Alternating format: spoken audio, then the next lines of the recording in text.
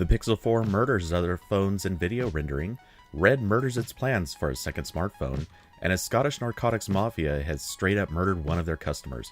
And did I mention they also sell phones? This is the Android Police Podcast. It's Friday, October 25th. Welcome! I'm Ryan Whitwam here with Cody Toombs, and we've got a special guest this time, a recovering casting director, formerly of Pocket now with Newegg Now and appearing occasionally on KTTV Fox 11's Good Day LA. It is Juan Carlos Bagnell. Hey guys, I'm really stoked to be here. We've got some fun stuff to talk about. And thank you for getting the whole outlay of all of the different places I've been showing up. I appreciate the shout. Yeah. And if anybody out there is not watching the video, I just want to point out that he is also wearing a Wayland Yutani cap there. Well, and also thanks for catching that, because I've had a lot of people come up to me like I'm somehow repping like West Virginia or something off of this hat. Yes. So yeah, Wayland Yutani, for those who don't know, is like the bad guy corporation in the Alien movies. Yep, it's good. I have a similar T-shirt that I wear all the time because I find it amusing. Have you ever checked out Last Exit to Nowhere?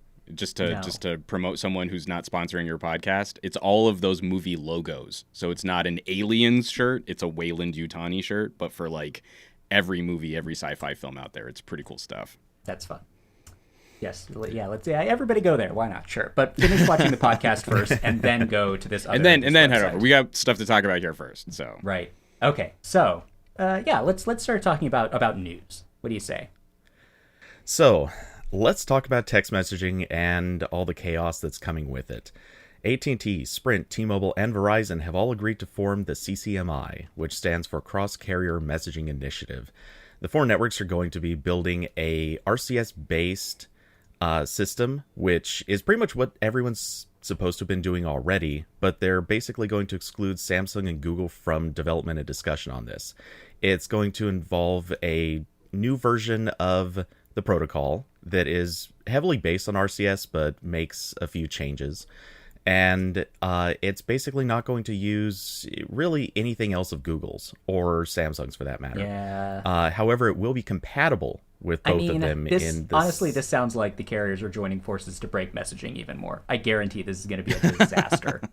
I mean, there's like, it might technically maybe be compatible with Google's messaging app, like in some capacity, but I guarantee it's not going to work right. It's going to, like, they're going to want you to use their app, and it's going to be bad, and Google is going to be stuck here, like, wishing that they hadn't abandoned Hangouts and gone all in on RCS, because it's been a mess from day one. Yeah, I completely agree. We're setting ourselves up for conflicting standards in a very XKCD kind of way. Yeah.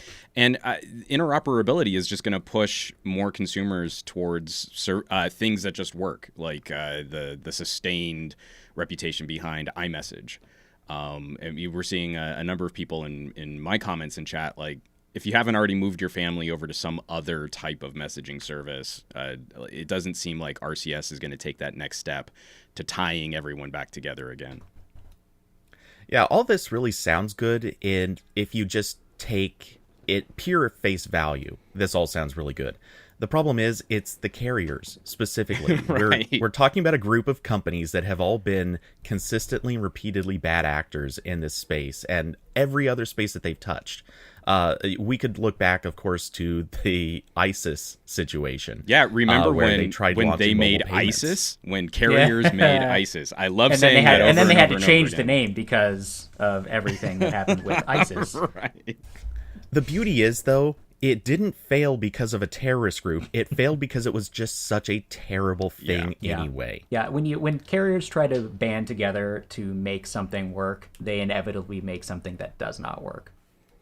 Well, and beyond just whether or not it'll be convenient to use, I think there are a number of security issues that people will rightfully be tuned into. What we've seen from the current administration, FCC policy, what we're allowed to do to siphon off user data if you're using a messaging protocol that's going through specific carrier implementation. I mean, obviously, we would need to see how those those APIs are implemented. But I would also be concerned, like, what are they going to be doing with my messaging data? What access will they have? Will we be able to front end-to-end encryption, et cetera, et cetera? Yeah, I mean, I think having access to everybody's data is one of the reasons that the carriers are trying to get together on this. They would prefer that you were using their messaging servers. RCS is not an end-to-end encrypted messaging standard. So, I mean, something like iMessage on Apple's platform, that's end-to-end encrypted. Apple, even if it wanted to read your messages, it can't. RCS is not that. And so the entity that is controlling the server has a lot of access to your data. And, I mean, I know people complain about, like, privacy issues with Google, but I would much rather have Google handling my messaging cloud than the carriers. And Google has done that in some countries. Like in the UK and France, they're rolling out their own RCS cloud because carriers are so slow. And I feel like that was just earlier this year. And they were like, I feel like that was like Google saying, look, we'll do this if you don't. And now carriers in the US are like, fine, we'll do it, but it's going to suck. Right. So one of the things I'm curious about, there's been this app mentioned. So I want to know, is this going to be a single app developed like jointly between these four carriers? Because that alone already sounds fraught with trouble. Because like the venture is, I forget what their dumb acronym is. It's like a separate company that all the carriers have a stake in. So I assume that company will develop the app, and then all the carriers will like preload it on their phones. Right. So, and the big question then becomes, how terrible is this app really going to be? Yeah. I mean, there's no way that this is going to be built up to any really good standard. I've never seen a carrier app that I felt like, this is something I want to use more than once, ever. It's always, this is something I have to use if I want some specific functionality that my carrier provides. I mean, like anybody who's used Verizon's special like cloud messaging app, I think that's probably a preview of what we're looking at here. I'll be very curious to see if there's any open protocol. Like, will they open any of this chain up for another developer to also make a solution? If they really want their standard to succeed, that might be a nice benefit, where you can plug in some of this functionality into Messenger from Google or into another messaging platform. It's just, we've seen time and time again, we have very low hopes that the carriers are going to do this right. Yeah, I mean, and the interoperability question is really where a lot of the really confusing nonsense in RCS comes in. Like, they like the CCMI, this alliance of carriers. They've said that it's going to be universal profile RCS, and it will be interoperable with Samsung and Google's versions of RCS. But like the app side is just, we have no idea if apps will actually be able to support it. So at that point, like, what does it even matter if you're using RCS? Well, and the Android OS actually was getting RCS support baked in, so theoretically third-party apps might actually be able to do this kind of thing through the OS actually being fully supported by an API. And I think we can safely bet there's no way that this app is going to play nicely with that. Right. Or at least color us very skeptical. Yeah. Yeah. I mean, I feel like I understand Google's position when they went all in on RCS. They didn't want to like create a new standard that was closed and like only Android. But like the reality is there are two dominant mobile platforms. There's iMessage on Apple. Like, they have iMessage. They're not doing RCS. They don't need to or want to. And then there's Android, and Android doesn't have an iMessage equivalent. And if Google hoped that RCS was going to be it, then ceding control to carriers was the worst possible way to go about that. Yeah, definitely agree. So anyway, on to happier things. Yeah, well, I mean, maybe. So we're going to talk about the Pixel 4. So in the last couple days, as devices have sort of started showing up, people have realized that maybe the 90 hertz display, it's they were getting a better handle on when it is and is not 90 hertz. And it turns out that if the device is below 75% brightness, it is stuck in 60 hertz mode. And the reason for this, apparently, according to AOSP, is that the dimmer the screen is, the more you will notice the switch between 60 and 90 hertz. Like there's like a flash or like a flicker when it goes back and forth. So Google thought, they would just leave it at 75%. Like that's the cutoff. But they are changing it, I guess, in the next update or an update soon. They're going to just make the 90 hertz toggle just 90 hertz on all the time. So like the developer setting right now, like you can go into the developer settings and force that on, but that's basically going to be, what the phone does, after the next update. Which I don't know. That might be not great for battery life. But if that is a problem, I guess you can just shut it off. Even though 90 hertz does look pretty nice. I was going to say, it's always a bummer for battery life, but I'm a grown-up, and when I want eye candy, I want eye candy, and when I want better battery life, I have an option to flip that over. It's been kind of, I don't know what your guys' experiences have been with the commentary on this, but it's been very frustrating with this notion of it being all or nothing. Like, I'd rather have the option that I can toggle than not have the option at all for the prettier display. I don't have an issue telling people, like, go hit the switch and your phone will get better battery, or go hit the switch and your phone's going to look prettier. Like, that seems pretty reasonable to me.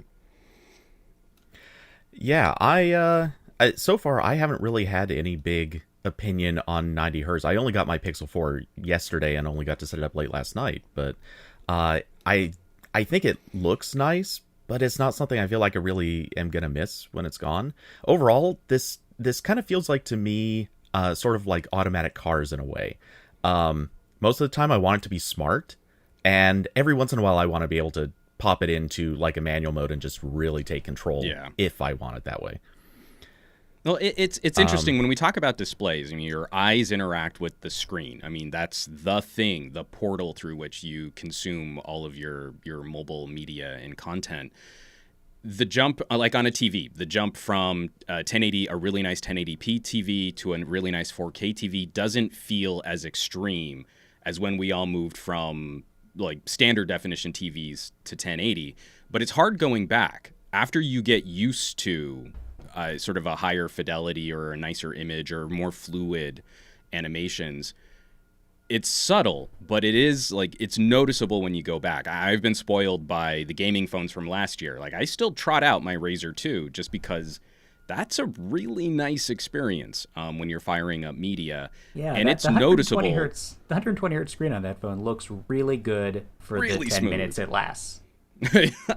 Well, I burn that battery out on gaming, and but again, it's that's what it's for. That's what it's built for. That's what you do. They had very clear refresh rate options in the settings, even in the first gen phone. Like they said, I think it shipped at 90, you can go to 120, and there's a 60 hertz setting. Like, you can pick whichever one of those you want. The Pixel 4 won't be as profound. The same thing. We've got good data from people who've been using OnePlus devices. 90 hertz isn't going to be as profound a shift, but there's a reason why there are tiers of desktop monitors, for gaming or for graphics or for design, color accuracy. There are different options to support those different uses, to facilitate different consumers. And 90 hertz is going to be all the rage next year. Every single manufacturer is going to have an option for a super fluid motion display. It's shocking that Apple on the iPhone Pros isn't leveraging their 120 hertz tech that you can get in an iPad. In the iPad, and it's probably a battery life thing. But Android manufacturers have always been more prone to do interesting new things at the expense of our batteries. It's a polite way to put it. At least you can shut this off if you don't want the extra battery life drain. But 90 hertz does, it looks nice. It's not as noticeable on a phone size display as it is like on a monitor. Like stepping up to like a 100 or 144 hertz monitor is life changing. On a phone, it's nice. It makes the animations look good. And I think the Pixel in particular is a very good phone to have 90 hertz because Google optimizes the animations so well, and it just shows off like the smoothness of the phone in a way that I think a lot of OnePlus devices have not, just because OnePlus seems to optimize just so much for like make this as fast as possible, even if the animation is like super compressed. And it gets stepped on. This is the first phone. The Pixel 4 is the first phone in a long while that I haven't gone into the developer settings to change the animation speed. Yeah, it is a delightful experience. And I personally have not had a serious problem with battery life. The small phone is definitely not not ideal. It's about the same as last year's phone, which wasn't great either. The big phone, I think that's fine for everybody. It gets average battery life. I think it's interesting because I know a lot of people were very concerned about the battery capacity, but this battery capacity is a known entity for smaller phones dating back to the Xperia compacts. I just feel there's a different philosophical argument to be made when your pocket computer is more focused on streamlined interactions versus heavier multimedia use. I feel like a lot of consumers can disagree, but I think Google's argument for this smaller Pixel is that more streamlined, shorter interactions, shorter bursts, and occasionally you might want to sit down and do a little gaming or watch a little video. But then if that's really a mainline feature for you, you're probably going to be more inclined to step up to the XL anyway. Yeah, well, one would hope, but I mean, I think considering the guff Google is getting this year, I hope that next year they will at least increase the size of the battery in the small Pixel instead of making they've been it smaller. definitely. That would be that would be a good call, Google. I understand Google's argument. I feel a lot of people are perfectly correct to disagree with Google's argument regarding their hardware. Okay, we've harped on that for long enough. Let's talk about some stuff that happened with Red. Yeah. So former Oakley founder, I believe, and the now founder of Red Digital Cinema, James Gennard. Sorry, took a second on that name. He's going to be retiring. He's hit 70 years old, which, when you think about it, is actually pretty surprising. The guy really actually still looks pretty good. But he's going to be stepping down from Red, and with it brings the end of the Red Hydrogen phone. The original's actually going to continue being updated, but the plans for his second phone are over with. They're going to be pulling back from any of the development plans that they had previously alluded to and kind of promised, and basically just bringing an end to that whole sordid affair. Yeah. So just the one phone ever from Red, I guess. Which, I mean, honestly, is not really surprising. Like, Red has a very good reputation making cameras, but making smartphones is very, very different. And clearly, they didn't go into it with the proper amount of preparation. Yeah, I'm very frustrated by companies that walk into mobile without a 4-year failure strategy. That's what it takes. You need at least 3 generations, 3 iterations to sort of prove to consumers that you're going to stick around.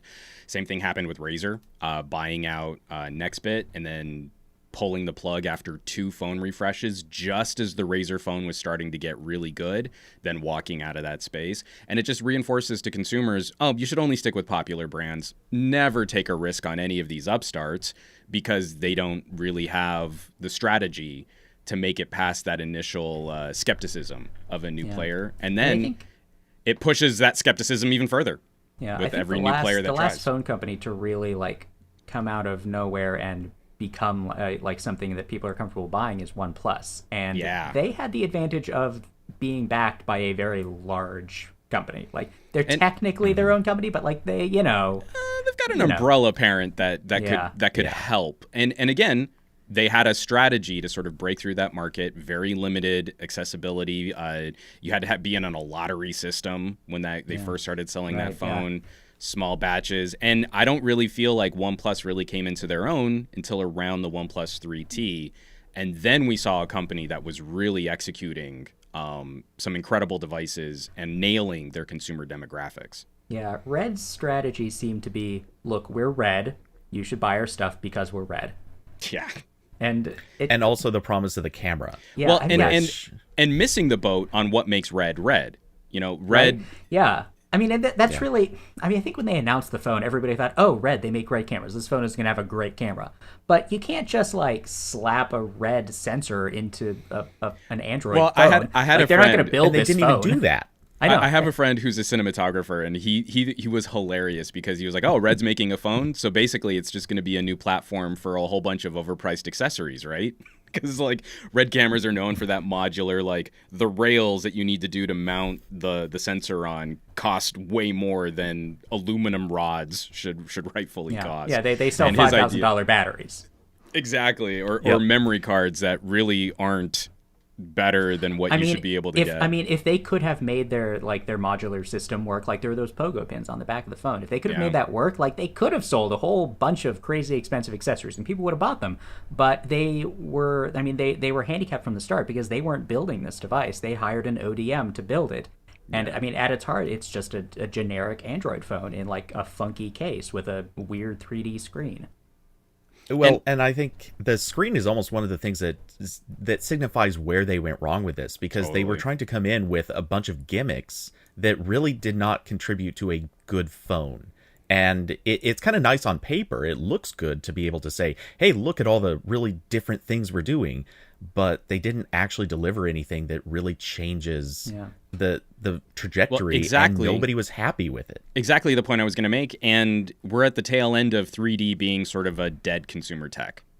Show me someone who's really into what their next HD TV or 4K TV is going to do for 3D. It's not a thing that consumers are lit up about. We failed in 3D on phones since HTC's days. I don't even think that you could like buy like a new 3D TV right now. Like all the models that have 3D, they're like 4 or 5 years old by now.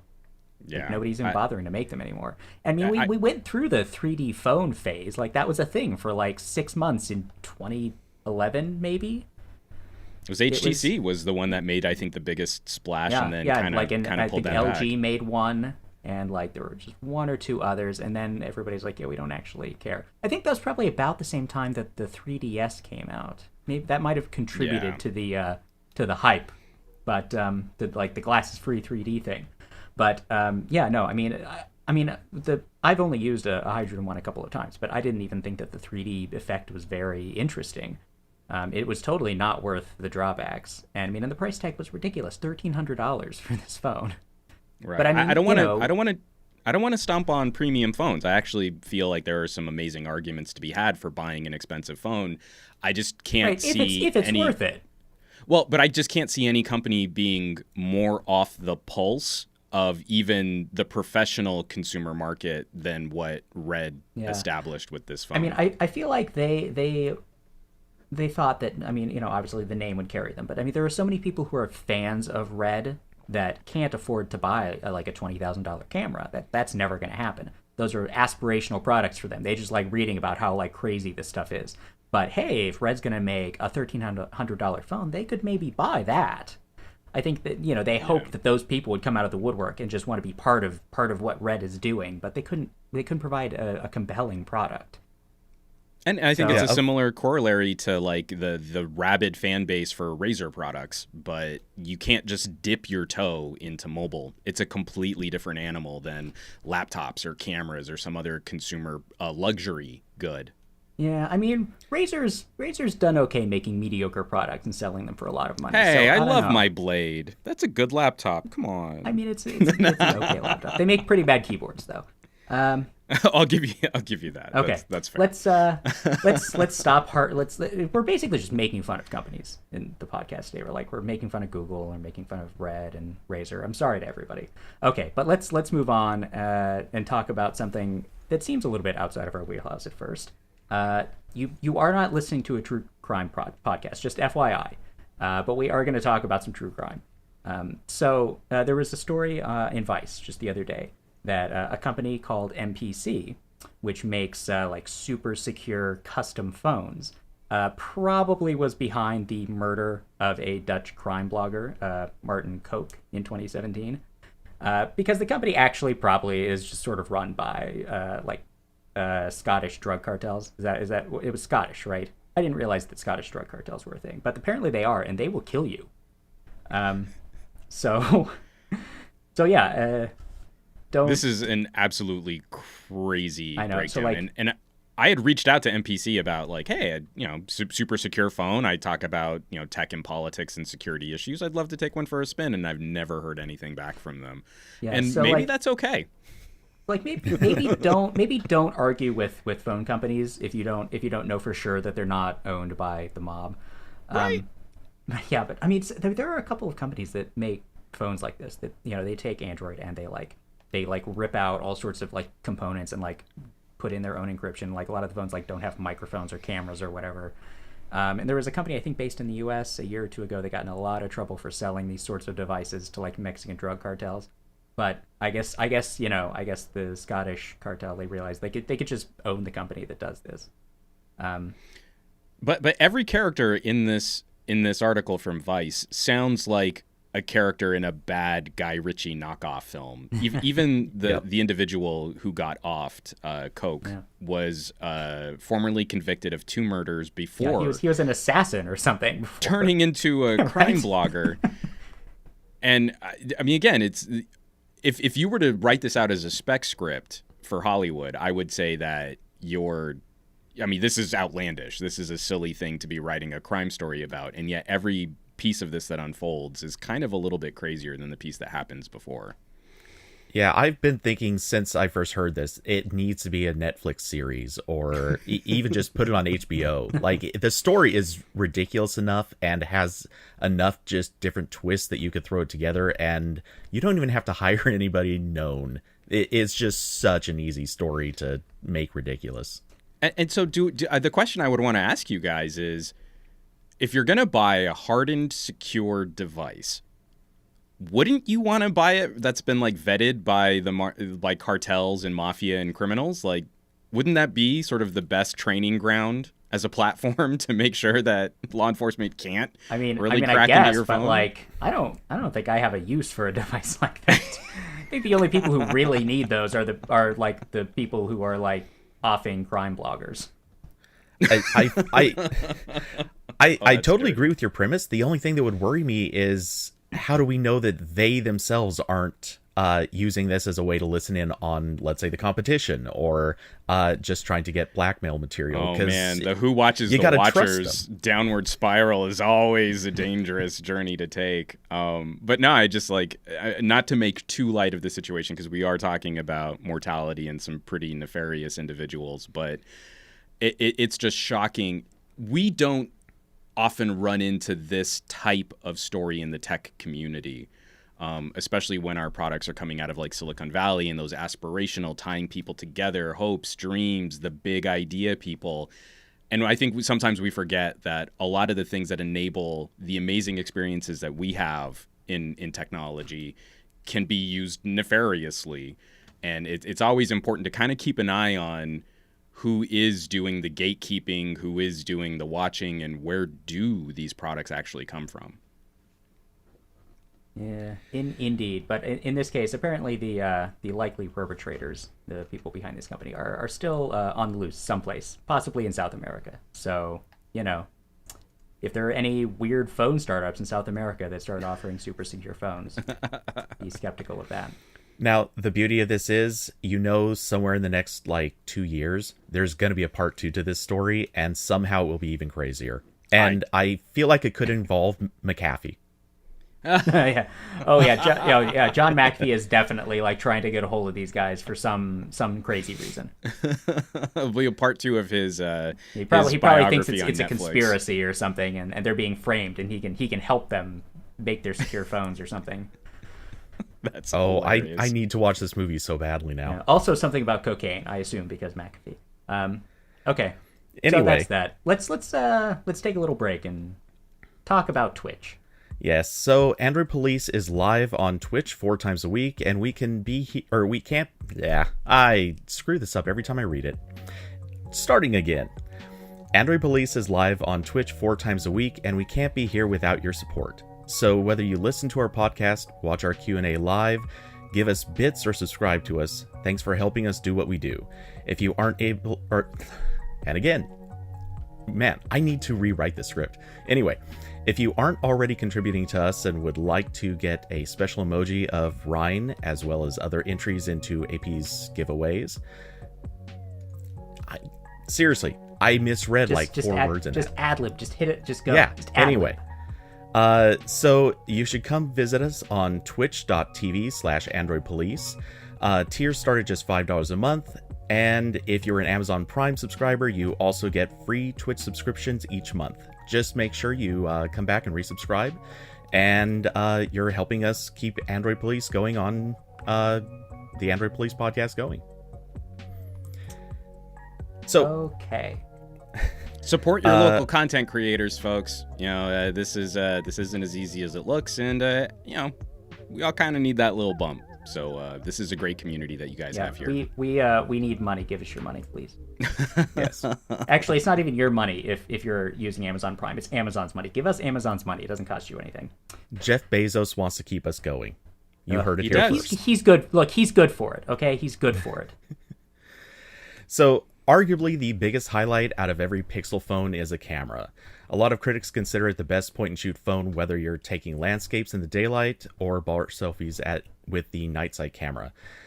So we figured it would be a great subject to have some gadget guy on. Hey. He does a ton of in-depth camera reviews, along with Ryan and I, who, Ryan worked on the Pixel 4 for a while. and I've been poking around with it for the last day or so, and we want to get into all the camera talk. Yeah, this is a good shooter. I think a lot of people are going to like what Google has to offer here. Yep, I think it is pretty impressive.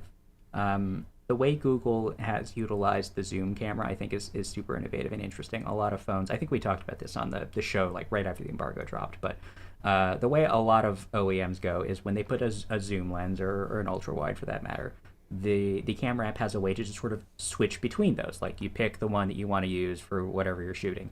The Pixel doesn't have a way to just switch to the other camera. You just zoom. You zoom and you compose the shot like you want. And you take the picture. But then Google uses crazy machine learning magic to sharpen these zoom photos. So like you can take an 8x zoom on this phone that looks pretty good. Yeah. I mean, it's not like, good as like having an optical 8x zoom, but it's really impressive. For something that has a 2x zoom, I mean, you could go like 3, 4, 5x, I think, and you wouldn't even probably be able to tell the difference between the digital and like an optical zoom at that level. Yeah, I'm definitely in the camp of preferring ultra wides, but you cannot fault the computational progress made in cleaning up what's usually a big drawback. When you do that zoom, it's always a drama dance on other phones. It's pretty easy to show, like on a OnePlus. It's usually a proximity and then a light-based decision. So if you're in dark conditions, it's going to crop off the main sensor. If you're trying to do a macro-style shot on any phone but the OnePlus 7T, which uses the macro mode from the wide camera, what you're going to see is that dance. Like as you get closer to your subject, it's going to shift, and then you're going to see that your composition is slightly different even though you didn't move. It's really easy to get other phones to produce that kind of jiggle or that kind of interruption when you're composing your shot, and that just doesn't exist on a Pixel 4. Google's main argument is streamlining everything. There are more camera features and settings on a Pixel 3a that you can manually control than there are on a Pixel 4. And I think for a lot of consumers out there, Google probably made the right decision in trying to make this as one-button user-friendly as possible. Yeah, I mean, but so they also have, I mean, I think they're doing like the right things with helping people compose their pictures, because the Pixel 4 also has the dual exposure sliders. Yeah. And that lets you, I mean, it lets you really like do some kind of fun artistic things. Or, I mean, there are still some situations that a phone camera just doesn't capture, right? Even the Pixel, like, with the default settings, but if you tweak those sliders a little, you can get a really good photo. Well, and I think there's less user experimentation with something like that dual slider, because to do something similar like on an LG, where their metering has gotten much better and their auto scene detection has gotten a lot better over the last year, what you would have to do is focus and then spot meter for the brightest part of your frame. And then if you adjust the exposure, you can kind of replicate what the Pixel's doing. Yeah. I think it's going to be clearer out of the box for a lot of consumers to tap focus where you want it. And then, I can make this a little bit brighter, make that a little darker, hit the shutter, and then I've got the photo that I want. Yeah. And then all of Google's software magic just smashes all of the color and light information together to make everything as sort of bright and juicy and crispy. I mean, there are a lot of phones that have really complicated manual modes, and I've seen people use those to produce some pretty cool pictures. It's just like, I don't ever want to do that, and most people don't. It's if I take my phone out of my pocket to like shoot some pictures, like I don't want to like adjust 8 settings to do that. Well, I mean, it's usually not 8 settings. I mean, there are things like focus lock. I would love to see Google give us focus peaking so that I know the part of the frame I want is in focus. That's that. Even if you left everything full auto on an LG or on a Samsung, that focus peaking just helps give you that little extra bit of confirmation that you're getting the scene you want. I spent 2 days with my daughter down in Disneyland, and even though the focus on the Pixel is incredible, I'm shooting a moving toddler, and it's automatically choosing HDR moments for me, and it doesn't always get it right. Software doesn't always choose exactly the moment, exactly the scene, exactly the part of the frame that I wanted to capture for my daughter's first visit to Disneyland. Those are big moments, and it was a coin flip. There were times where, the V50, even in full auto, I knew I was getting exactly what I wanted. So it's those little things where there's an expectation, they're reaching out for a broader consumer demographic. And when we're making these kind of global statements as tech reviewers, most people are going to do really well with this. But there are still moments where software can't quite replace the human brain in making good decisions. Another good example is how weird HDR settings can get with things like clouds and smoke. We just recently had the Sepulveda Basin fire flare up yesterday, and from my neighborhood, you could see the plumes of smoke coming out of a sort of the wooded area that's right off the 101. The photos from that don't look right, because you've got those big high contrast HDR squashed color, squashed lighting. Everything is bright. Everything is light. Everything is all the shadow detail is boosted. So I remember when the original Pixel came out, that was like the first like real like time they showed off HDR plus like in usable form, and like clouds looked, I mean, they looked really cool, but they didn't look real. Well, they always looked like storm clouds. You'd have these beautiful white fluffy clouds and blue sky in Southern California, and then it would look like it was about to rain. And again, now that we can't turn it off, now we are beholden to whatever scene processing data that Google has. And I think it's being informed by social media, what shots people share. I mean, they've got a ton of computational image scanning. Yeah, I mean, I think that so HDR Plus is different this year. I guess Google apparently they choose a different like artist to inspire HDR Plus every year, which is super weird. This year, I think it looks a little bit more natural. They pulled back on like those really aggressive HDR halos that you would get on a lot of shots. But I mean, you're right. Like everything about this camera, you're relying on Google's like AI to make or break the shot, and it usually works. It's just sometimes it doesn't. Like apparently, like with white balance, like some people have shown that like if you're in a room with colored lights, the pixel just kind of doesn't know what to do. I'm so happy you guys are bringing this up, because this is like one of those parts of my camera reviews that I love talking about, but is usually like one of the least sort of acknowledged. I am an enormous fan of leaning into lighting information. I do not care about the true scientific white of my subject. You go to a concert and they've got funky purple lights. I want to capture the feel of that lighting. And now we've got Google, I feel, is trying to lean into that style of photography. I don't think they're doing it very well. I think it's a little clumsy what they're trying to accomplish. I mean, the good news is, though, because this is all software, like Google can fix this. Yes, it's not like a problem with the hardware. But again, we used to have that as an option in the Pixel Camera app, where you could go in and define a loose white balance setting.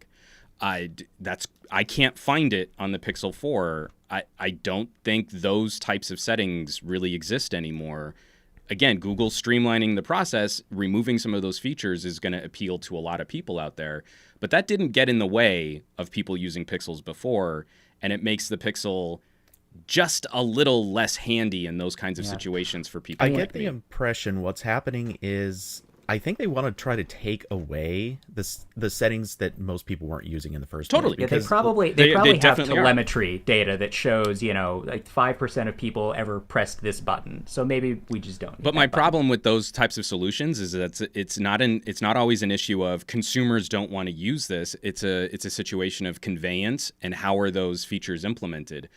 Again, looking at Samsung doing a similar thing, getting rid of advanced manual modes for video. Oh, I guess people don't use that. Well, you kind of buried those features in the manual Photos app, and then you had to know if you adjusted those settings that when you shot video, those settings would stick. You did a terrible job of conveying the functionality of your phone to consumers. Google does this very well in terms of conveyance.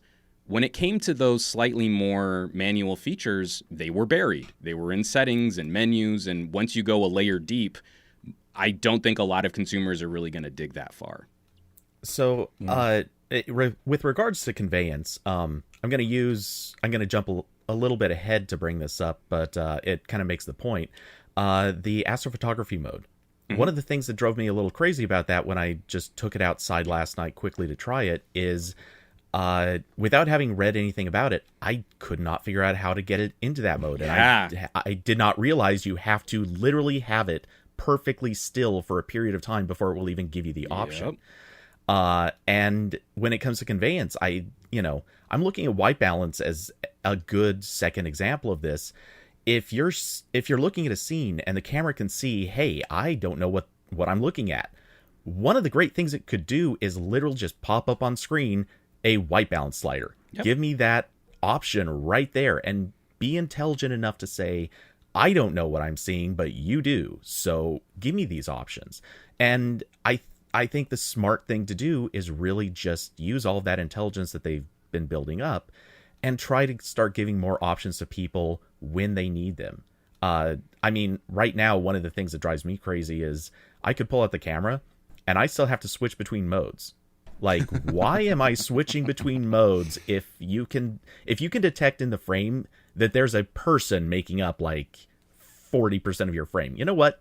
Just give me portrait mode and let me tell you if I don't want to be in portrait mode. Oh, and especially when you're going to save the normal shot anyway. Google does they pop up suggestions in the camera sometimes. Like if it knows the light is low, it'll say, "Oh, do you want to be in night sight?" I can't remember. Is that toggled on by? That is toggled on by default, right? The extra help composition. And the Pixel 4, it recognizes faces obviously, and it recognizes faces that you've taken pictures of before. It has this technology. It's just I don't know why they haven't implemented hey, do you want to take a portrait mode picture?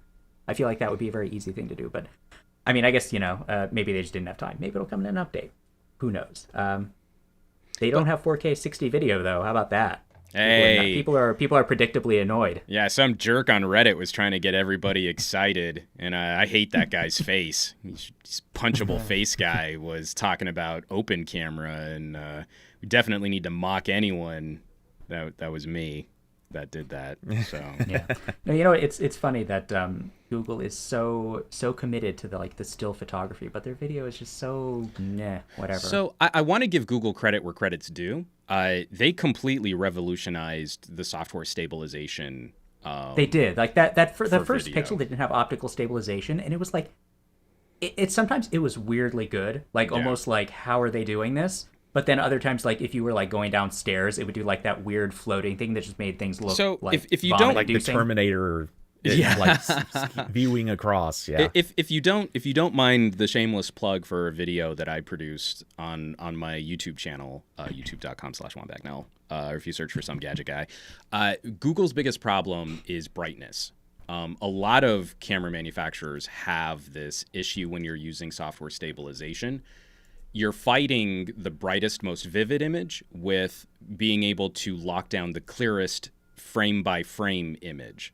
So when you use software stabilization, if you're in mixed lighting conditions, indoor, if you're traveling, even if you're outside and you go under a shadow, if you're in full auto, the camera is going to adjust shutter speed to try and give you the brightest possible image that it can within the exposure window that it sets. As soon as you open up the shutter, you will have a higher likelihood of each individual frame getting blurrier.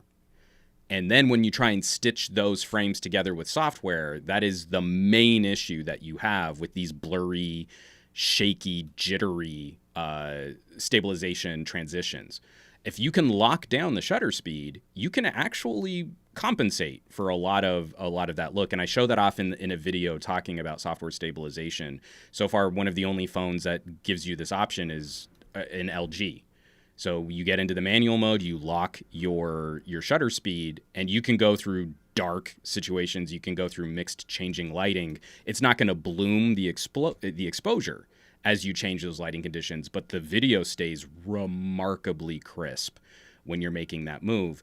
As soon as you're at night, the pixel's going to open up that shutter to 1/30th of a second, and then you're going to have tremendously blurry frames of information for that software to try and stitch everything together. Yeah, I would really like it if the next Pixel would focus on bringing some of this HDR processing to video to make it like, because like other OEMs have had their own like versions of HDR video for a while. But I mean, Google's HDR stills are clearly like a lot smarter most of the time. Completely. And I would love to see what they could do if they really focused on video. Yeah, I would also like a wide angle camera. Yeah, I think we're lie. all in agreement there. But I prefer the zoom. If I'm only going to have one, I prefer to have a telephoto lens. But I understand why people want like a wide angle. Yeah, I'm exactly the opposite. I prefer the wide, but I totally get why someone would, if they had to pick one. It's just, we're getting to that point where you shouldn't have to pick. Someone on my Patreon brought up a great point, though, where a lot of this seems like it's kind of hamstrung by Qualcomm.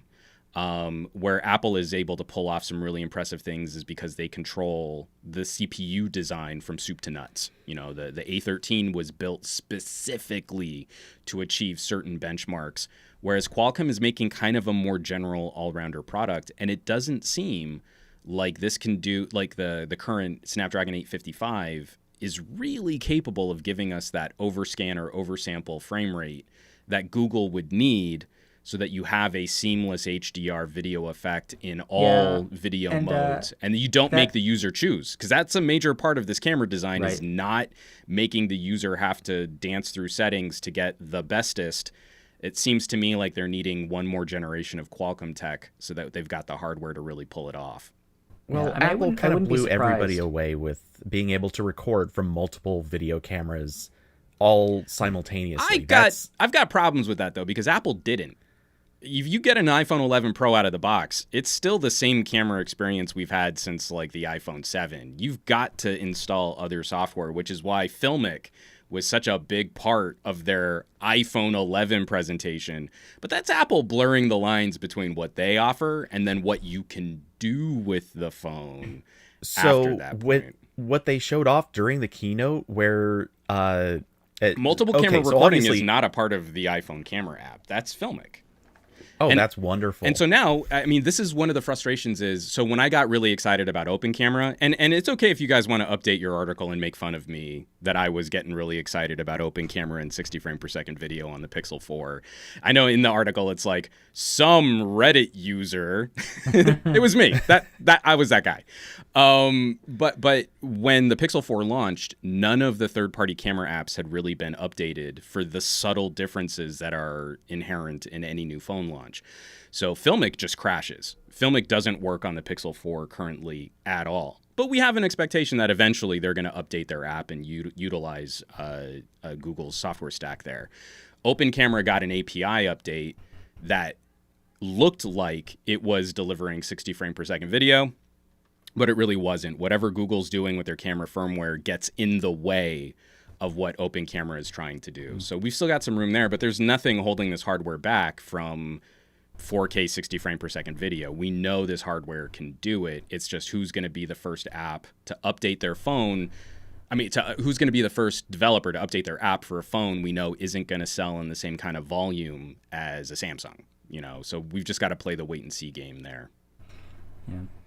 All right. So I don't think that we have collected any questions. I don't see anything in our doc. I assume that Jules has not found anybody asking anything in the chat room. So I believe that will bring us to the end of the show. If you guys want to take the second, though, I don't feel the Pixel 4 has gotten enough respect for just how insanely fast this phone is. Again, it was ridiculously fast. Another one of those stories that I put out there, kind of to ruffle some feathers among all of the gadget enthusiasts out there, but it's shockingly quick for as low as the synthetic benchmark scores are on the Pixel 4, because I'm seeing at least a 15% drop over a OnePlus 7 Pro. Google optimization. They optimize pixels so well. They always have, and I mean, it's especially noticeable this year. But I think it's probably overall the fastest Android phone you can get. I mean, so if we're talking about some aggressive workloads, I've never seen a mobile device chew up 4K video like the Pixel 4 is capable. I know for some reason, gadget enthusiasts and gadget fans don't seem to want to do anything with their super premium expensive phones, and I fight this fight a lot. But I've been rendering mobile video since, the Huawei P10. Like, if you shoot 4K video on the go, there is a great argument for cutting that video up and doing your work directly from the camera that you're shooting this content from. And the Pixel 4 is stomping on every other phone I've gotten my hands on this year in one of the most aggressive workloads you can put a phone through. I mean, if you can find me a better stress test than rendering 4K video from a mobile device, I would love to start testing phones in a variety of real-world performance applications, not just synthetic benches. But seeing it cut like 40% of a render time off of a OnePlus 7T is a remarkable feat. And I think Google definitely deserves a ton of credit for making an absolute screamer of a handset. Yeah, and I think you're making the exact right point. Which look at the fact that Adobe has decided to push Rush onto phones. Like, we're talking about a company that moves at a glacial pace on almost everything, and they saw here's a market where people absolutely want to edit video on their phones. Let's make that happen, and they move, reasonably quickly as Adobe ever rushes on anything. Totally. And so this is definitely becoming a real world act. It's something that needs to happen. Well, okay, for somebody did ask a question in the chat room that I think for sure. Juan would be good to address. Does well, I guess he says 8 GB, but does a RAM limit on a phone like limit what you can do with 4K processing? Like, the Pixel is only 6 gigs, but OnePlus phones are 8 or 12. Does that matter, do you think? So it's hard to draw a clear line on what does seem to impact overall performance. Obviously, I don't have any of the internal white papers on what specifications these products were built to by the manufacturer. But what I have been able to glean is when I throw a OnePlus 7T through the same type of workload as a Pixel 4 XL, the Pixel 4 has been consistently faster by at least a margin of 20%. So we've got a Snapdragon 855 Plus with 8 gigabytes of RAM against a Snapdragon 855 with 6 gigabytes of RAM. So at least like that 2 gigabytes doesn't matter. I mean, my hypothesis would be that extra RAM might be more beneficial once more phones start getting things like desktop modes. When you're doing a more aggressive style of multitasking, when you can plug it into a monitor, have 3 windows up, and maybe you're really trying to drive individual experiences from separate windows, that might be a bigger benefit. But when it's one app on the screen at one time, once you get past the memory management settings of the phone and you account for the file system differences, because the Pixel 4 is using F2FS for the user storage, not ext4 across the board, that seems to be what's making up a big part of the difference in how fast this phone can chew through information. So I actually, this came up, I think it was during the Q&A. There was basically a question about, is UFS 2.1 possibly the bottleneck that might have kept them from going to 4K 60? And depending on the bitrate of the video, I mean, that is kind of one of the issues there.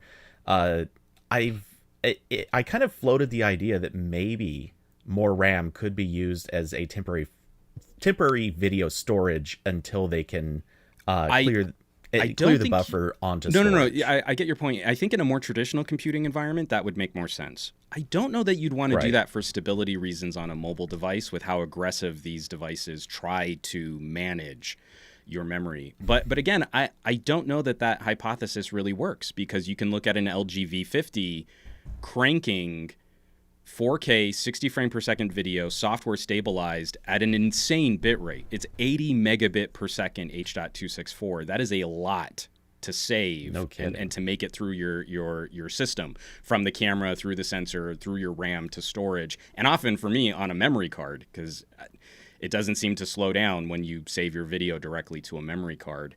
So again, I don't think that it's the storage spec. Like, you're not getting higher quality video on a OnePlus than you are on an LG. The LG is saving a substantially higher video quality than the OnePlus with the faster storage and the more RAM. It's really, have you optimized for a tier of use where you would need to do that?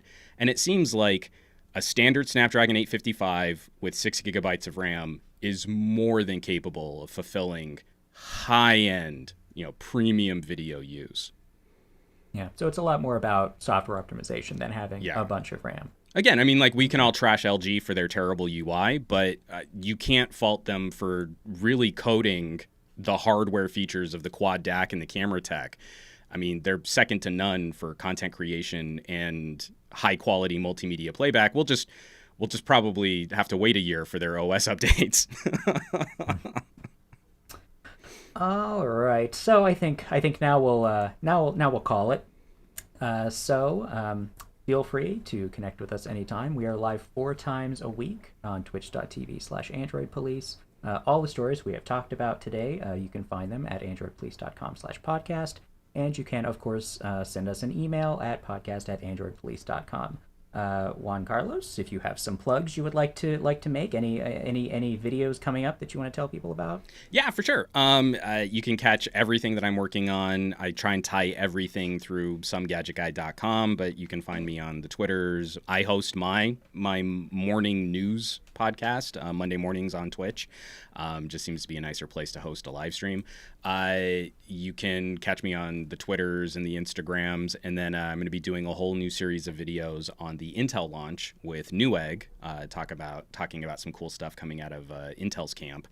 And I don't know when my next appearance is on Fox, but I'm talking about maybe doing some more cybersecurity stories on Good Day LA. So I'm all over the place. And like I said, somegadgetguy.com is probably the best way to kind of catch everything that sort of is all going to get lumped in that bucket. All right. And you're on Twitter, right? Oh, yeah. If you search for Some Gadget Guy, you'll find... Okay. A bunch of stuff, but Twitter, okay. Twitch, not so much. I'm not so active on the Facebooks, but you'll find me around. All right. So everybody out there, you can find me on Twitter. I'm at Ryan Litwam, and Cody is at Cody_Tunes. Our producer Jules Wang is at PointJules. The theme music for our podcast is by Home. We will be back on Monday with another show with another guest. Fandroid's Nick Gray will be here with us. So until then, have a good weekend.